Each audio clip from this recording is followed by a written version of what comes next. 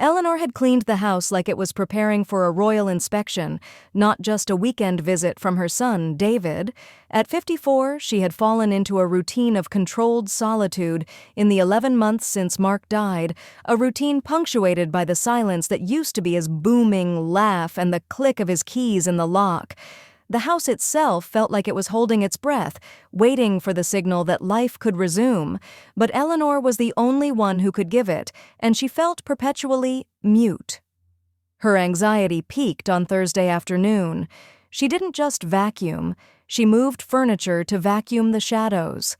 She scrubbed the refrigerator shelf where Mark always kept his root beer, not realizing until the task was done that she was eliminating the last trace of a very specific, mundane detail of him. David, bless his heart, had called last Tuesday. "Mom, I'm bringing Sarah home this weekend." The name hung in the air, light and unfamiliar. David was 28, and while he'd had girlfriends, this was the first one to cross the threshold of her widowed life. It felt like an announcement that the universe was moving on, and she was meant to watch from the sidelines. That evening, Eleanor went to the hearth. Mark always started the fires. It was a ritual, paper crumpled just so, kindling stacked in a teepee, and the precise moment of lighting. She tried to mimic it. After 10 minutes of fiddling with the damper and a stubborn match, she only produced a small, smoky plume that set off the alarm. She slapped the smoke detector silent, her heart hammering.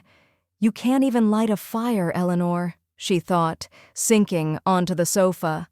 It was a small, silly failure, but it felt like confirmation that the domestic structure she relied on, the one Mark maintained, was beyond her ability to restore. She polished the dining table until the mahogany shone, then realized she was polishing away the faint impression left by Mark's coffee cup from a lifetime ago. She stopped. "Let it be imperfect," she told herself. Let her see the human marks. When they arrived Friday evening, the air was immediately different. It wasn't just the noise of 2 sets of luggage being hauled up the porch steps. It was the presence of Sarah. Sarah was a tall, bright-eyed woman in her late 20s, with a smile that crinkled her eyes. She hugged Eleanor warmly, a gesture that felt both kind and a little overwhelming, a sudden warmth against the long-held chill. "It's beautiful here, Eleanor," Sarah said, genuinely impressed, looking around the living room. She pointed to a framed, faded photo on the mantel of a young Mark and Eleanor hiking. "David told me that's where you and Mark got engaged. He said you look exactly the same." The phrase, "David told me," felt like a gentle push, showing how much of his life Sarah now knew. She knew the origin story. Eleanor offered them iced tea and led them to the kitchen. Dinner was the real test.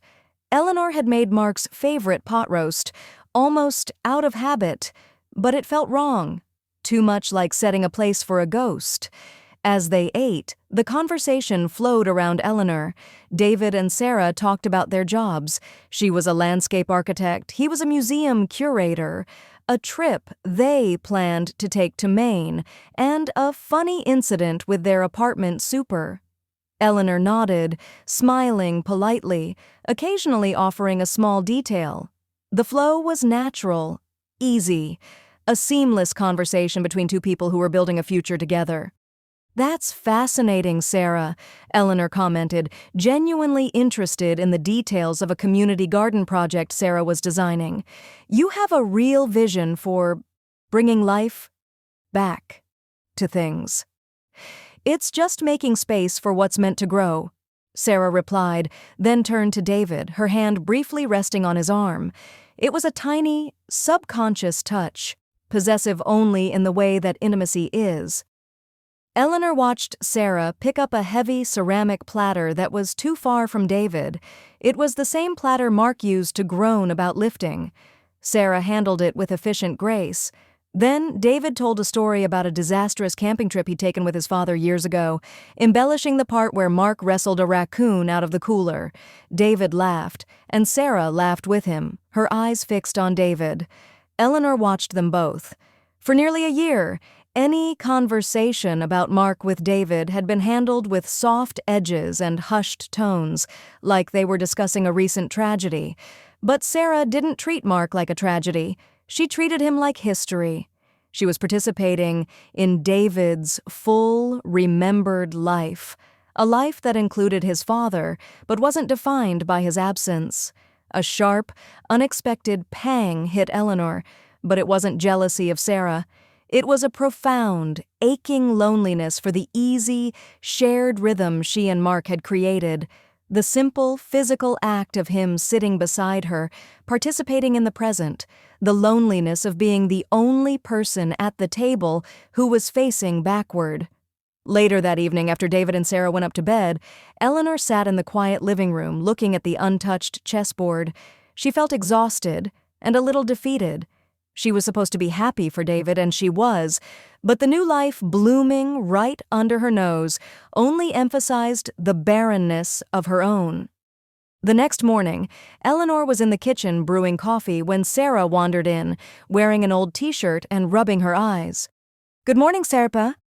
Sarah whispered, heading straight for the mugs without asking. "I hope you don't mind, David showed me where things are." "Not at all. Help yourself," Eleanor said.